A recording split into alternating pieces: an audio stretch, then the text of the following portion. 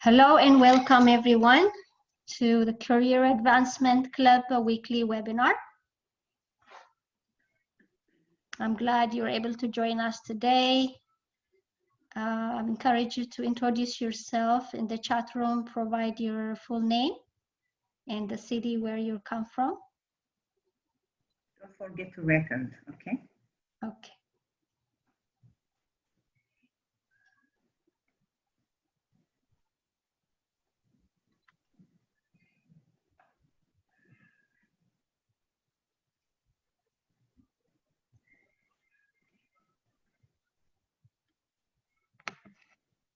We'll just wait a couple minutes until all the other participants will join us.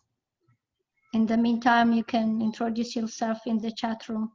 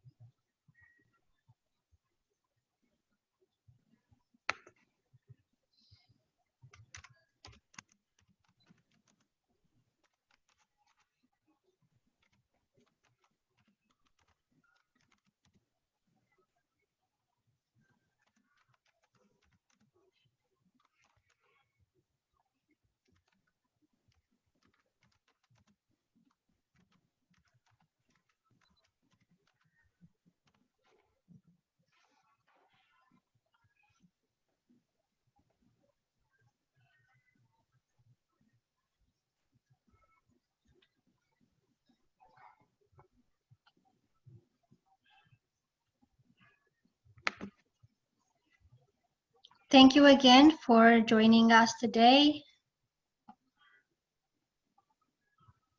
This is our weekly webinar where we discuss about career advancement tips and experiences.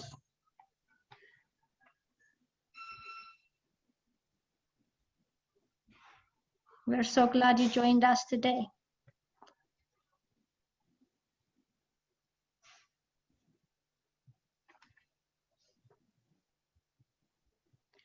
I will let you know today's general sponsors are ICAT, Secate, Impact, and ADI Solutions.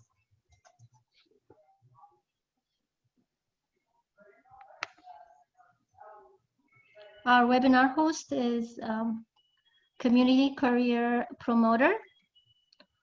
Community Career Promoter inspire you to achieve your highest human potential.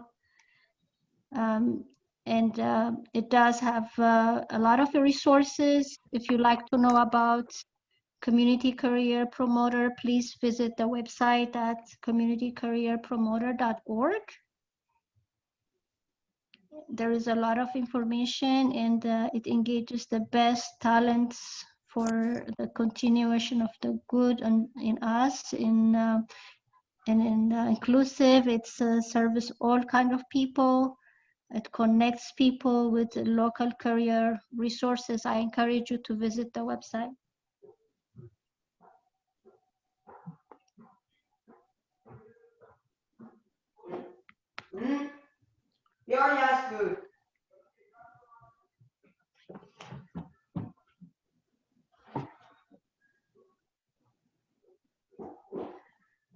I have a friendly, important message from the Community Career Promoter.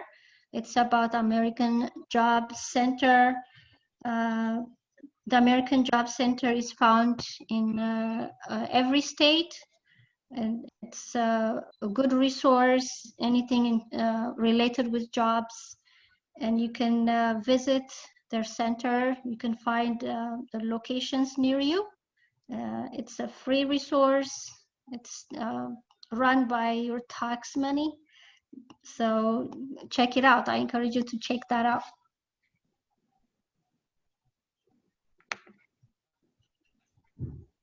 You can also visit the virtual American Job Center at careeronestop.org, www.careeronestop.org. and you will find a lot of resources. You can look for information about how you can search for jobs, how you can find jobs, networking. It can help you prepare for interview, different types of interviews and tips, and other job search tips.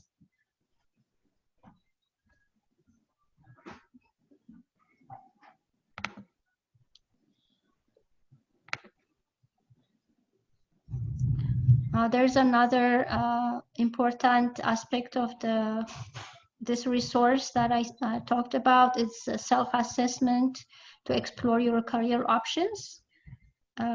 You can go online and find out what kind of occupation you're interested in, and that will help you plan what you want to do on your next job search, or if you want to change your jobs. There's so many tools that are beneficial.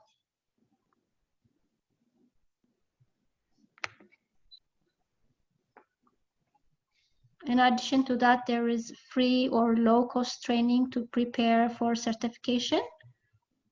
There are trainings, different kinds of, from different levels, from high school or adult basic educations, short-term training from colleges or certifications. So this is a very good resource at Career One Stop.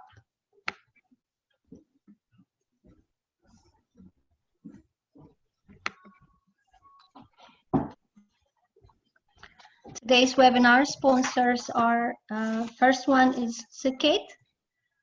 It's a career coaching service. The goal of career coaching service is empowering professionals by helping them make informed decisions about their career. And career coaching gives you a mindset to make smart professional decisions.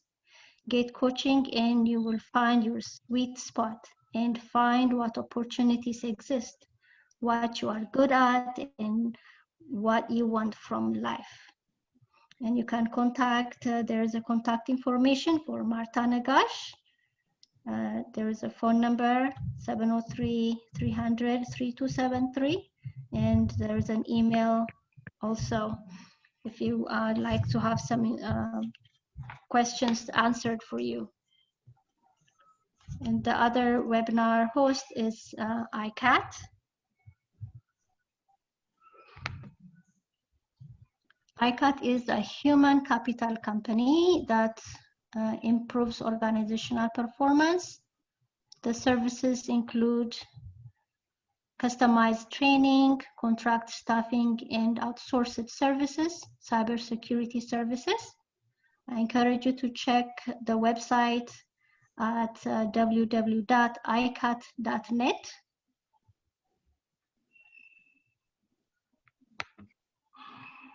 Another webinar sponsor is Adju Solutions. Adju Solution is an affordable website design and development, graphic design, and online marketing service provider. Adju Solution services include website development, print and online promotion, materials, online marketing, and advertising. Please visit their website at adjusolutions.com.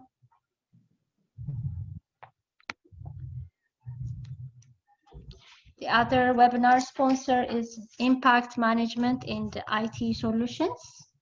Impact Management and IT Solutions supports companies by providing simplified solution for management services from foundation to completion, information technology services from basic to complex depending on customers' needs.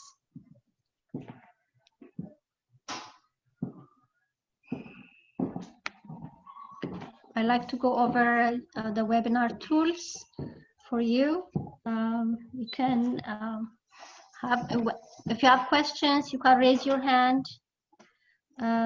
You can mute your mic so it will be more clearer, and you can turn off the video so you will have more clearer experience for best audio.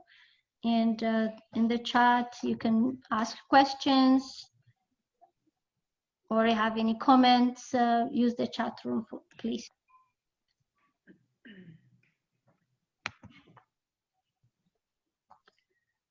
And today we have a success story, and Marta Negash will take over and she will lead us.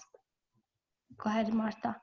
Okay, thank you, Sion, for the introduction. Today we have a surprise guest, or tonight we have a surprise guest, and I can't wait to hear from her as well. So our guest tonight is poet and author Emebet Mengiste. I will be interviewing her, facilitate some interview questions, and she's also going to share her story.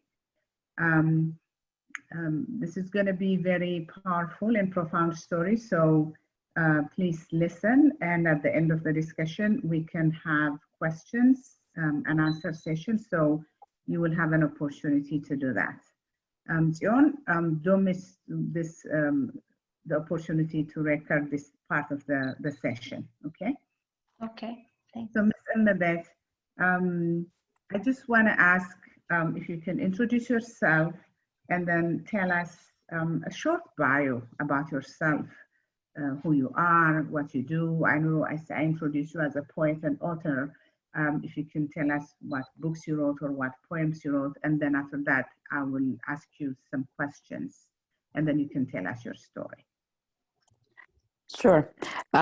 First, I want to say thank you for the opportunity. It is a great honor to be asked to share my success story. So my name is Emebet Mengiste. I wear so many hats, is how I say.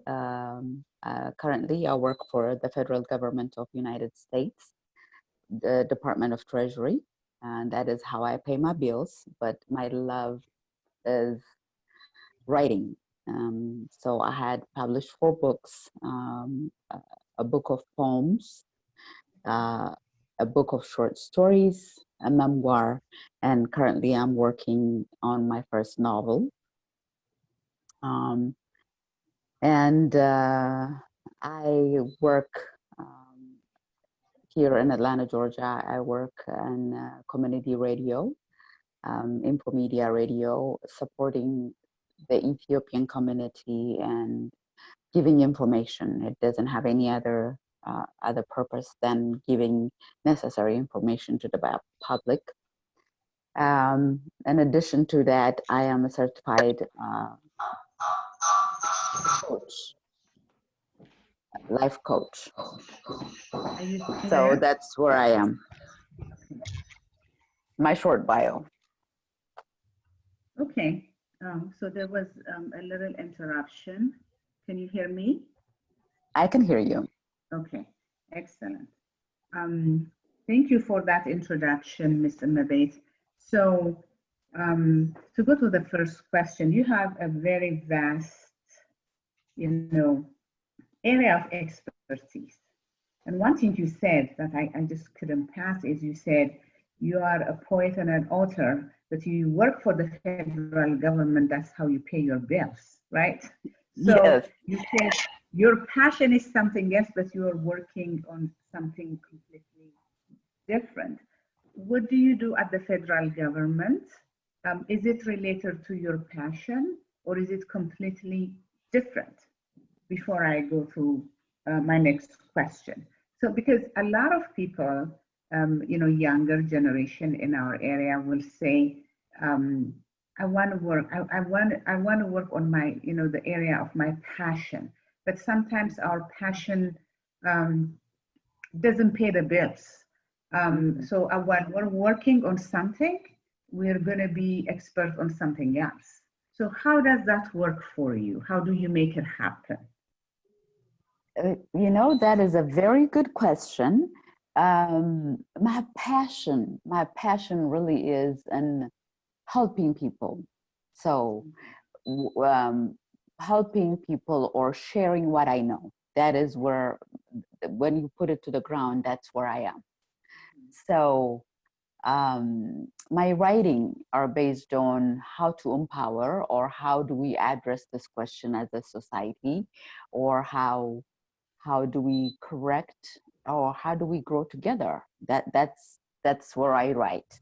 My writings are based on those things, my poems, my short stories, everything that I write, even my memoirs, like that. But when I started, I also have accounting and business management degree. So when I started working for the federal government, I seek out where I can be helpful to other people. So really, I studied something else totally different from writing. You mean However, other than I made it. accounting? No, the accounting part, even the accounting part. But I made it. I made a point when I find a job. I located a job that I'm gonna be helping other people with what I know. So where I am at the federal government, what I do is I work for Department of Treasury, but I'm usually like a solution giver. I give solution to people who are like in need of or stuck with something. So I came back to my passion. So although what you're saying is, if I'm not mistaken, although you have an accounting and business management degree and you're working for the federal government, you somehow are turning that job to be about people and finding solution for people. Exactly. I mean, you can do that. So exactly. That's what I do. So somehow you're connecting the two together. Yes. Powerful. Yes. Very powerful. Excellent. Yes. Okay. Yes. So what do you think is the best insightful career tips that you received from others, if you have? Did anybody in your career give you some advice? Yes. I have to say the best advice that I got is from my father. And I'm not really sure if it's like insight for living or a career tip, but it works all the time. So I use it all the time in my career, my personal life, and my other areas of life. I use it all the time. And the advice I got from my father is that the hand you open to receive is where the hand you open to give is where you receive. And my father used to say that to me all the time, don't be afraid to open your hands, because that's where you receive. When you open to give it, that's where it comes. The blessing comes to you. So, in saying that, how do I make that related to my career? I made myself available to other people. I made myself I became that person who attended the meeting nobody wants to attend. I volunteered to coach new employees. I volunteered to do the things that other people say, that's not my job. So when I do that, I mean, I thought I was doing this to help the newcomer or that person. But what ended up being happening is my boss's boss, the other area bosses came to learn my name. So when there's a position to be filled, they'd be like, what about that girl? Mm-hmm. So it opened a lot of doors for me. Although I thought I was giving, I end up receiving in so many folds. So yes, very powerful. So the yes. hand open is to give is where you receive. That is Yes. very powerful. So in your career, and we were giving some career tips 2 weeks ago about promotion and stretch assignments and volunteering for things. So people Right. think they're doing it for the company, but you really, which you are because you want to give back, but by Right. doing that, your bosses then your, you know, the VPs or the CEOs of the company, whoever is higher up, will watch that. And then, because it's going above and beyond of the duty, Right. the job description, and then being part of the family, and then the culture and everything. And that's very important. A lot of times Yes. people say, that's not on my job description, I'm not doing that. But Yeah. as you say, you're opening to give, but you're receiving at the same time. So being noticed about knowing your name is very important. So, Right. you know, when It's not only that, it's not yeah, only that, there is a great satisfaction that comes with giving. of course, for you, There yes, is like everyone. beyond, yeah, yes. Yeah. So beyond that, whether it's you're giving your time or your understanding. I mean, when I say that I volunteer to things, I was like the go-to person to most everything because I know the best Thai food. I know because I go around talk to people when I volunteer.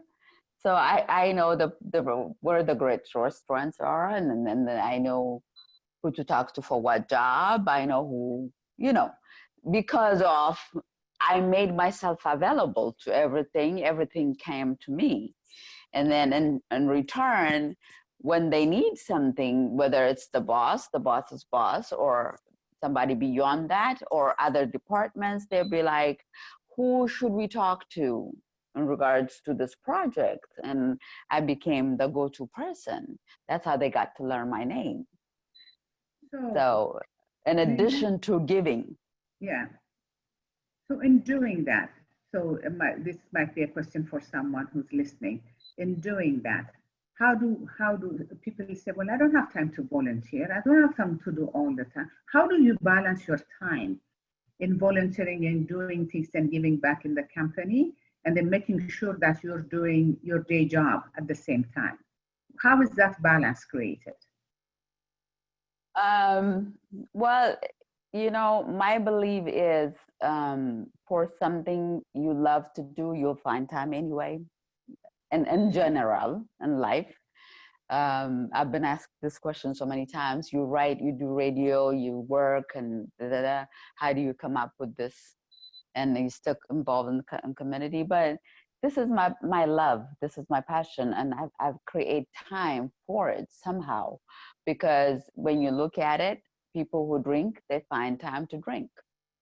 People who run or enjoy exercise, they find time to exercise and to run, because you know, other people do the things they love to do. So when you love something, to what you do, you'll find time for it.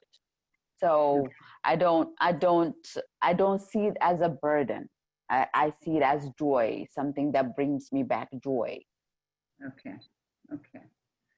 So, do you think what is the lesson that you think you learned the hard way during this career, if there is any? Oh, yeah, there is. It's overcoming fear. I mean, fear Okay. of all kinds. However, my in my career, the hardest thing that I have to overcome is public speaking. You wouldn't know that about me if you know me now, but when I first come to United States,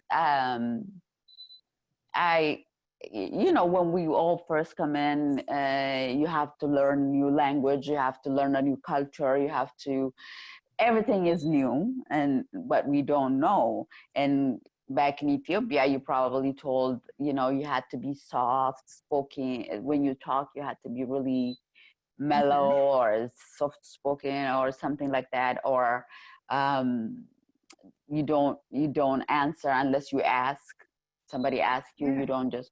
So all that things were kind of, you know, put me in a corner. So even when I know I have to raise my hand and ask question, even when I don't understand what happened and then I need to ask, or sometimes I have an answer, you know, there is a question out there and I know the answer for sure, I don't really talk, because when I start, a couple of times I raise my hand and I start to say something. People say, oh, I don't understand what you're saying.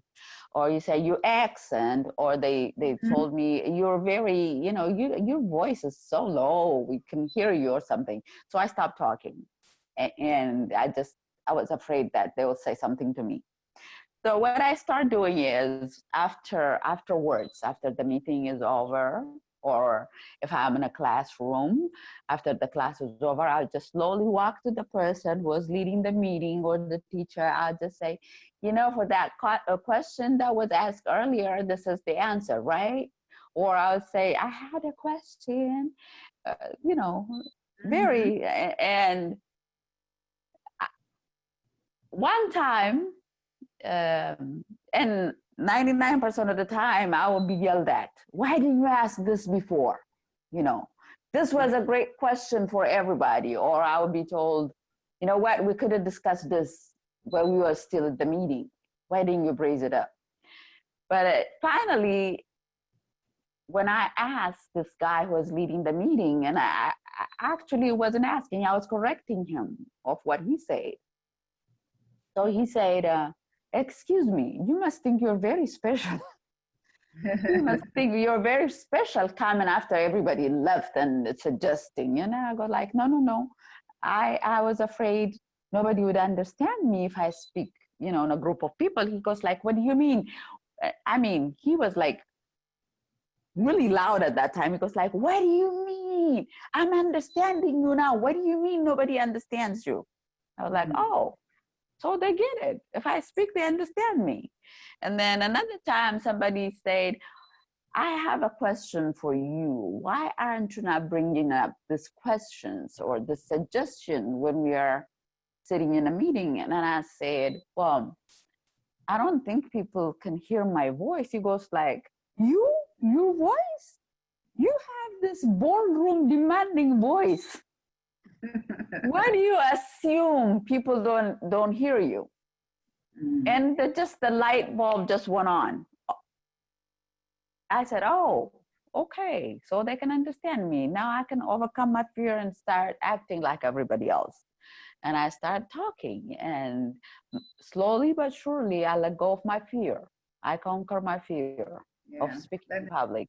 That is absolutely important. It is our generation, I can say, the generation, I think maybe the first generation who came to this country from Ethiopia. This is the fear that we all had. And I was sharing another information about, being shy and everything last week. And it's very similar.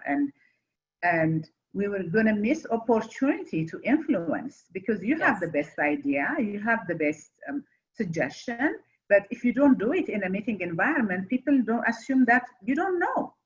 People actually, it's going to be assumed that we're stupid or you don't understand, you don't know, and it really affects your career. But it's very important that you realize that early on, and that you're able to overcome it. Yeah, the fear of being in a different culture, the fear of I have an accent and they don't understand me, the fear of I can speak louder, the fear of, I have to be polite, which is completely against American culture. So I think knowing the culture and understanding the culture of a company, the other thing we have to know, to add to what you said, is every company has different culture. So the culture that we have when we come from Ethiopia is something else, something.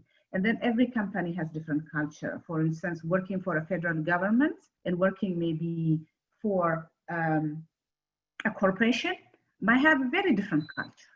Right. The federal government may be very lax, and maybe the corporation may be, very fast paced. So people, when they're at work in different companies, have to understand what culture they're working in to be successful. And this is a very powerful story that you shared, and it's very important in our community. What are your career journey stages or milestones, do you say, in the corporate America or wherever it might be? So to me, success has so many forms. So, and the way I define my success is doing what I love.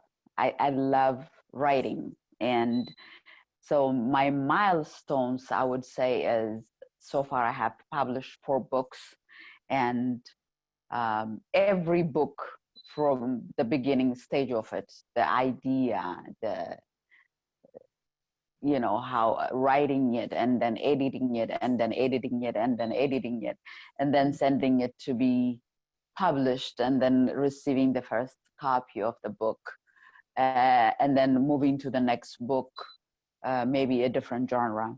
Like my first book is a collection of poems. The second book is a collection of poems and short stories. So I moved to a different genre, and knowing how short stories should fit with each other instead of writing just poems. Okay. And then my third book is all short stories. And then I did memoir, which is totally different than writing short stories. Yeah. And I'm right now I'm writing a novel. So each book is a milestone of its own, from the starting to the ending. And every progress I made every day is just what I consider as my success, or reaching a milestone is like when I send it off to the publisher and it comes back to me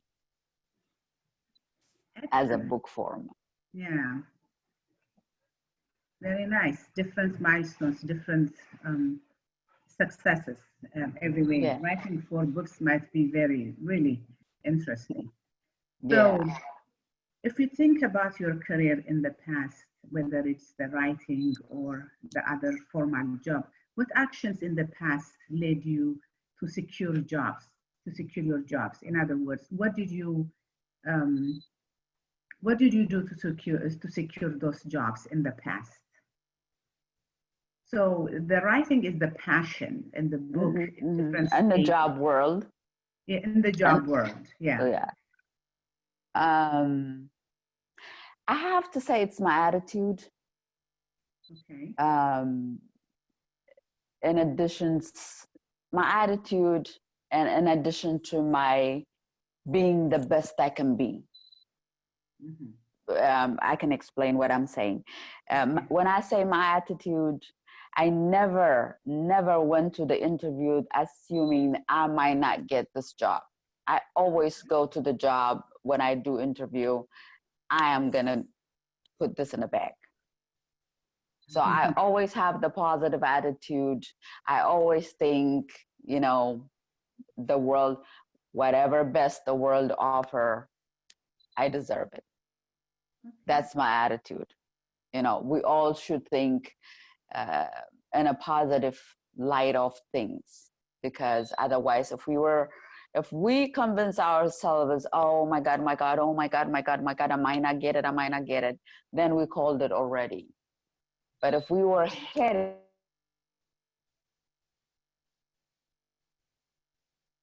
Did I lose you?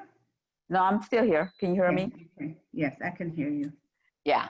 So assuming that we're gonna get what we are worth, and we put our worth where it is. Very much so. So the positive attitude and showing that you can do the job and everything. Yes. And the other thing is, when I make myself absolutely ready for the position that I am asking for. If I am interviewing for a position, I make sure I am ready for that position. I make sure I know about the company that's hiring me. I make sure I know what type of employee they are looking for. I made myself the best possible candidate to that position. And then once I finish, I made myself ready, and I go with my attitude and my smile, I walk in. Very good.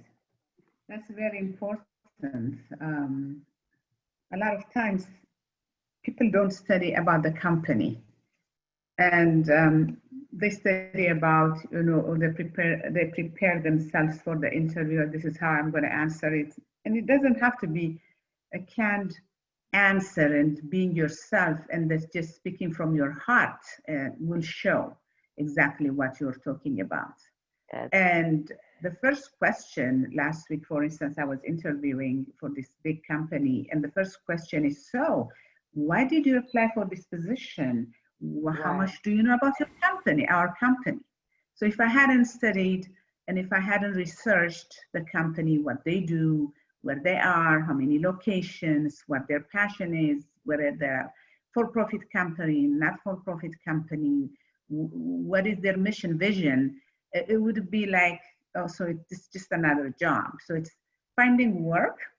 What you shared right now is, Ms. Emebet, finding work or doing work, looking for another opportunity is work in itself. So you have to prepare yourself very well. Exactly. Exactly. So my next question is, I know that you said attitude to the next. So what actions led you to contribute to your advancement, promotion, pay raises? You have answered it in a way because it's the attitude. Yes. I'm sure you have a good attitude at work also. You have said that in the first. If there is anything else you want to add to your answers in that respect, you can. Knowing what I want helped me a lot. For instance, when I first came to United States, everybody was studying to be a nurse.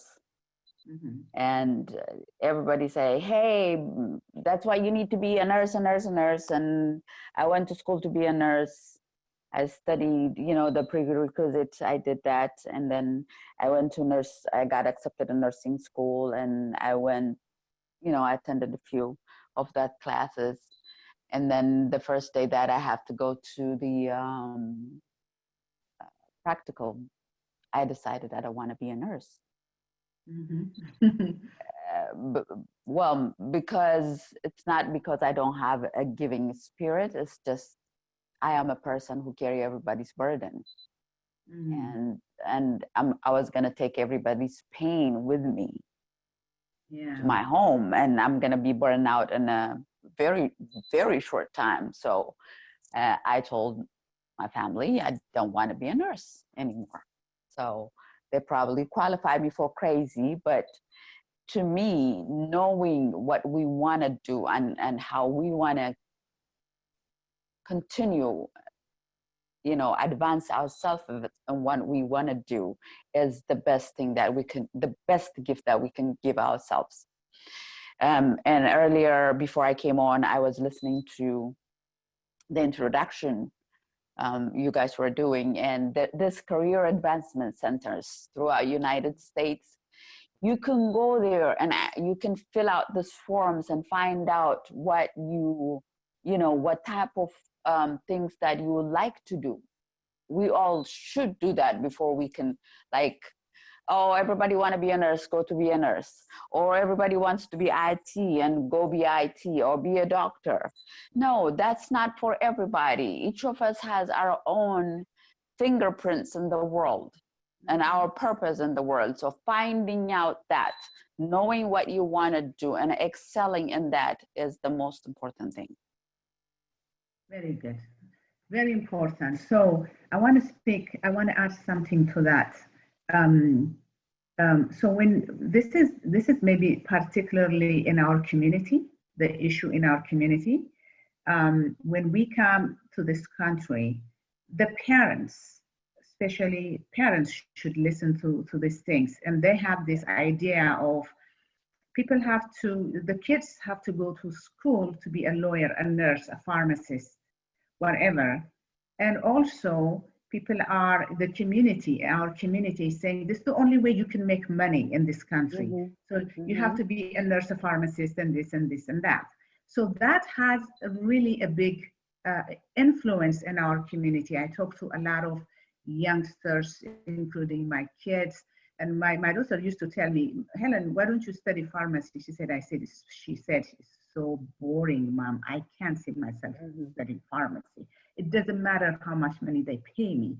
So parents in this country, especially in our age, have to be really, really considerate. Yes, in the beginning, because we are immigrants, we came to this country, we want to be successful, this and that. But as you said, finding your passion, looking for what you really are good at, doing the self-assessment in the America's Job Center, going there and talking to a counselor, going to the universities and talking to a counselor, and doing these things really, really can shape your career in going forward.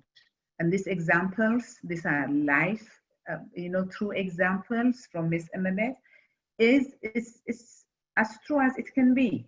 So learning from that and then making your life short instead of going and then taking a degree and spending 4 years and having a degree and saying, no, I don't want to be that. It's a waste of time and money.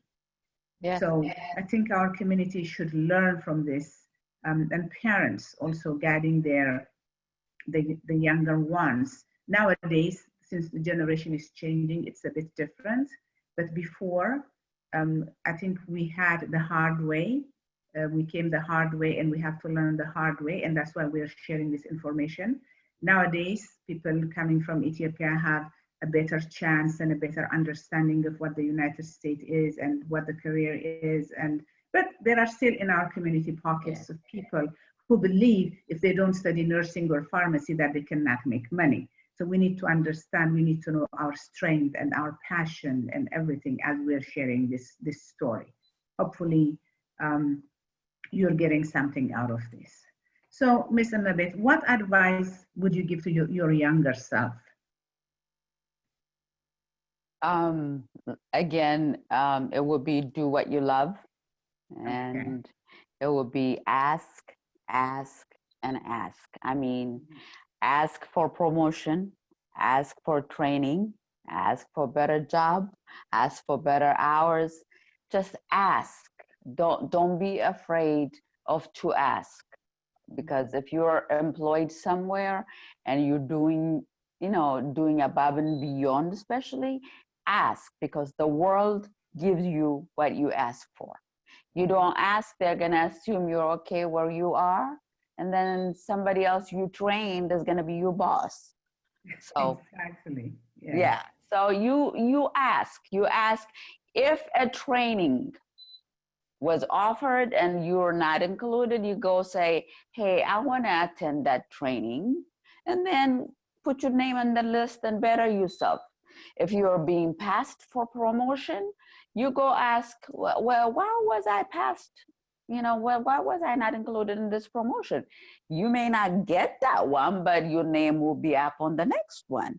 And please ask for raise, I'm putting this many hours, I'm doing the best, I'm doing, don't be an egg and say so-and-so got it, I didn't get it. No, that doesn't work. Just put your positive thing, your own positive thing, and say, hey, I think I am worth this much. And then the other thing I want to add is the best time to look for another job is when you're employed. If you're not satisfied, if you're passed for something, if you're not being appreciated and you need to leave that company, the best time to look for a job is when you are still employed.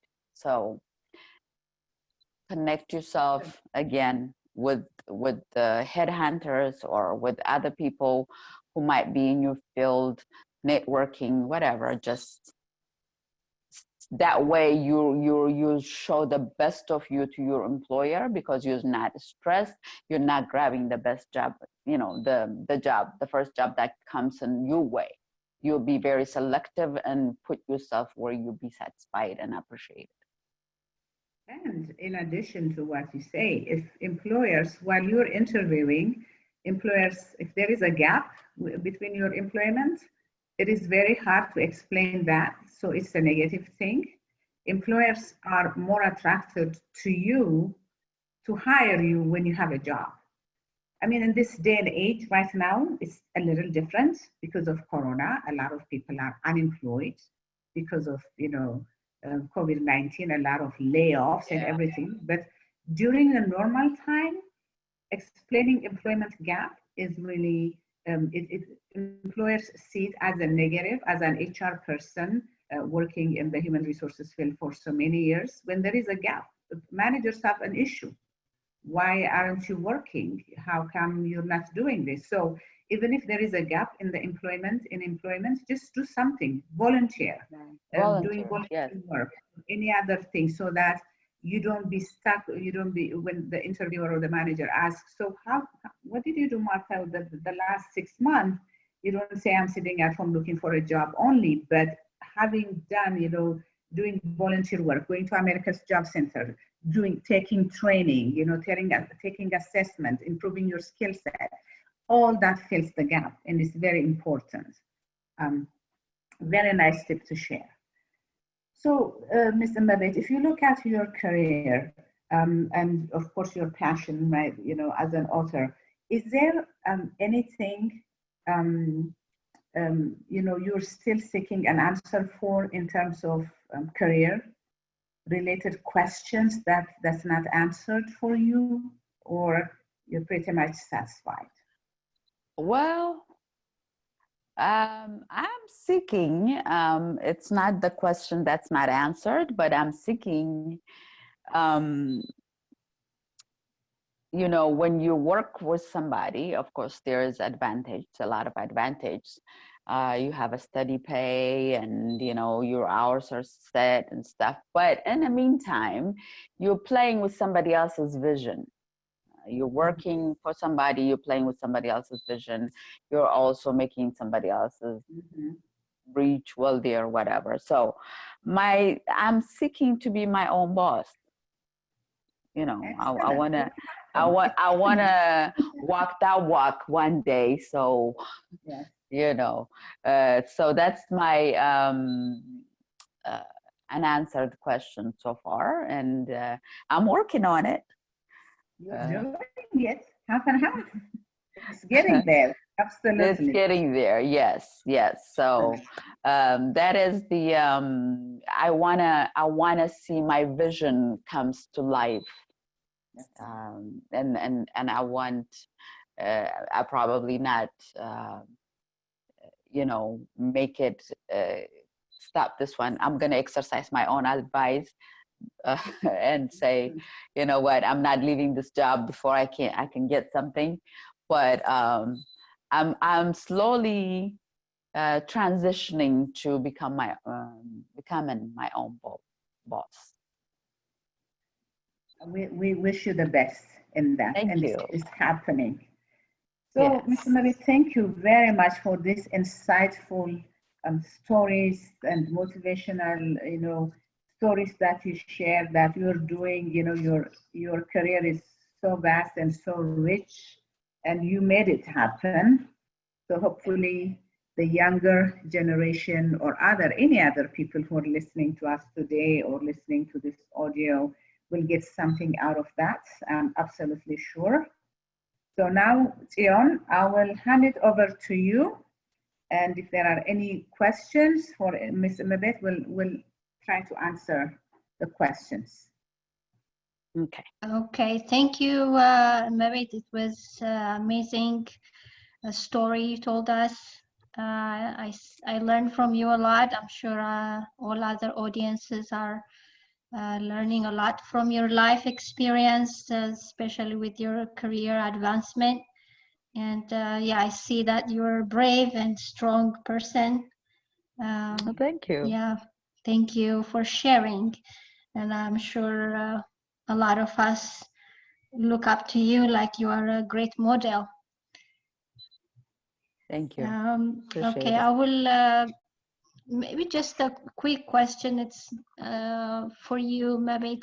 When you said you overcame your public speaking fear, you overcame it and you start being more engaging, like talking and asking questions. Can you tell us what helped you and how you overcome that? Yes. I after the few people told me that they are understanding me, they understand what I say, they need to speak up and all that kind of stuff, I say to myself, what would be the best way to transition to just let go of this jitter. Every time I raise my hand will go up and it'll come down as fast. So I attended Toastmasters. It is where you go, it's a speaking group, and it's throughout the United States. If you Google Toastmaster, you'll find out.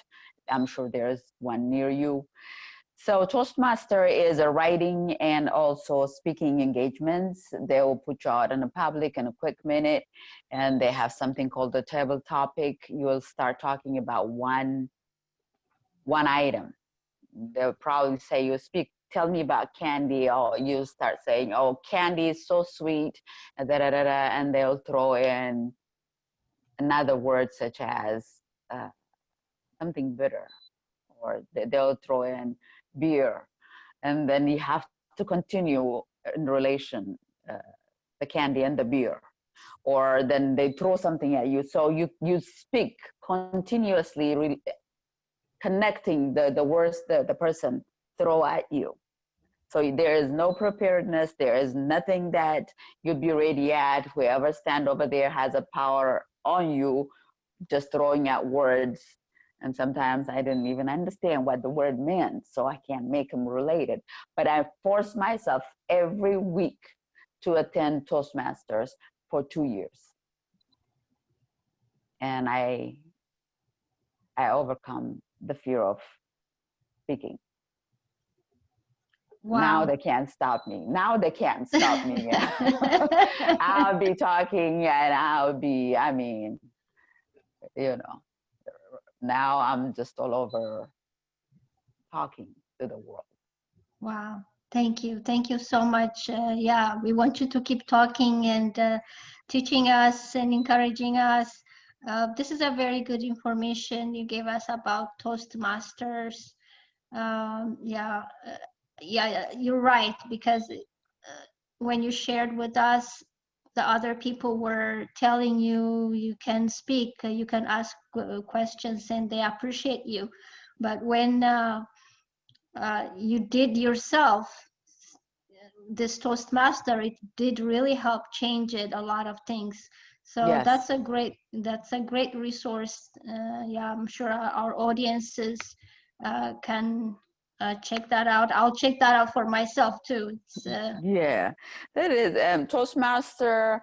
There is a competition that you can participate. If you don't want to participate in the competition, that's fine. But there's a lot of speaking engagement that you're forced into, that you stand up in public and speak. So oh, you that's just have wonderful. to make it. Yeah. That's wonderful. Okay, is there any more questions? We have a couple of minutes left. I have a question. Okay, go ahead. I heard Gabe one time last year talk about so like apps that you can make money off of. Do you know of any? Make money off what? I'm sorry. Money making apps. No, I'm sorry. Nothing comes to top of my head right now. That would be a question for Gabe. Okay. I'm sorry. Probably, I'm not 100% sure, but every week we have this webinar, so we discuss different topics. So that might be somewhere in another session, we might cover that. So I'm not sure, but I encourage you to keep coming every week and attend this webinar. Hopefully your question could be answered. And thank you for joining us today. Is there any more question? We have 1 minute.